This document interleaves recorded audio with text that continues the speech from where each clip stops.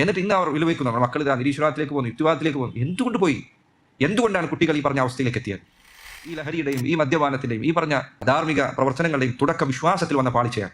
വീണ്ടും വീണ്ടും ഉറപ്പിച്ചു പറയും. അതുകൊണ്ടാണ് ആയിഷ റളിയല്ലാഹു അൻഹ അവർ പറയാം, ഖുർആനിൽ ആദ്യം അവതരിച്ചത് വിശ്വാസകാര്യങ്ങളാണ്. സ്വർഗ്ഗത്തെക്കുറിച്ച്, നരകത്തെക്കുറിച്ച്. മക്കയിലുള്ള സൂറത്തുകൾ എടുത്തു നോക്കുക, അതിൽ മുഴുവൻ ഇതാണ്. അതവരുടെ ഹൃദയത്തിൽ ഉറച്ചപ്പോൾ അതിനുശേഷമാണ് അല്ലാഹു സുബ്ഹാനഹു വ തആല മദ്യം നിഷിദ്ധമാക്കുന്നത്, വ്യഭിചാരം നിഷിദ്ധമാക്കുന്നത്. ആയിഷ റളിയല്ലാഹു അൻഹ പറയും, നബി സല്ലല്ലാഹു അലൈഹി വസല്ലം അവരുടെ അരികിൽ വന്ന് ആദ്യം പറഞ്ഞത് ലാ തശ്റബുൽ ഖംർ, നിങ്ങൾ മദ്യപിക്കരുത് എന്നതായിരുന്നു എങ്കിൽ അവർ പറയുമായിരുന്നു ലാ നദഉൽ ഖംറ അബദൻ, മദ്യം ഞങ്ങൾ ഒരിക്കലും ഉപേക്ഷിക്കില്ല എന്ന് അവർ പറയുമായിരുന്നു. ആദ്യം വന്ന് ലാ തസ്നു, നിങ്ങൾ വ്യഭിചരിക്കരുത് എന്ന് പറഞ്ഞിരുന്നെങ്കിൽ അവർ പറയുമായിരുന്നു ലാ നദഉ സിന അബദൻ, വ്യഭിചാരം ഞങ്ങൾക്ക് ഉപേക്ഷിക്കാൻ പറ്റില്ല എന്ന് അവർ പറയുമായിരുന്നു.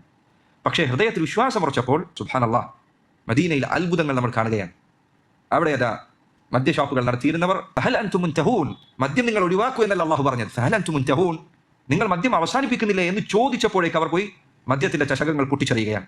മദ്യത്തിന്റെ അരുവികൾ മദീനയിലൂടെ ഒഴുക്കുമാർ അവർ മദ്യം വലിച്ചെറിഞ്ഞു. വിശ്വാസം അവരിൽ ഉണ്ടാക്കിയ മാറ്റമാണ്. അതുകൊണ്ട് സഹോദരങ്ങളെ, അഖീദ വിശ്വാസം ഏറ്റവും പ്രധാനപ്പെട്ടതാണ്, പഠിക്കണം.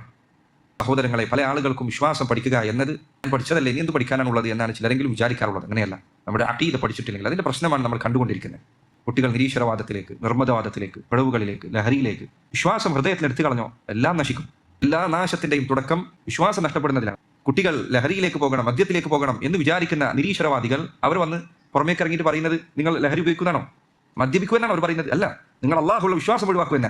അത് ഒഴിവാക്കാൻ സാധിച്ചാൽ മറ്റുള്ളതെല്ലാം സാധിക്കും. നിങ്ങൾ വിഭജിക്കൂ എന്നിട്ട് എന്നാണോ അവർ പറയുന്നത്? അല്ല, വിശ്വാസം ഹൃദയത്തിൽ നിന്ന് എടുത്തു കളഞ്ഞാൽ നീ ഉദ്ദേശിക്കുന്ന ഹറാമുകളും വൃത്തികേടുകളും തിന്മകളും എല്ലാം കൊണ്ടുവരാൻ സാധിക്കും. നിങ്ങളുടെ മക്കളെ സംരക്ഷിക്കണമോ, നിങ്ങളെ സംരക്ഷിക്കണമോ, പരലോകത്ത് രക്ഷപ്പെടണമോ, വിശ്വാസം ശരിയാക്കുക, പഠിക്കുക. ഹൃദയത്തിൽ ഞാൻ എന്താണ് വിശ്വസിക്കുന്നത് അറിഞ്ഞുകൊണ്ട് വിശ്വസിക്കുക.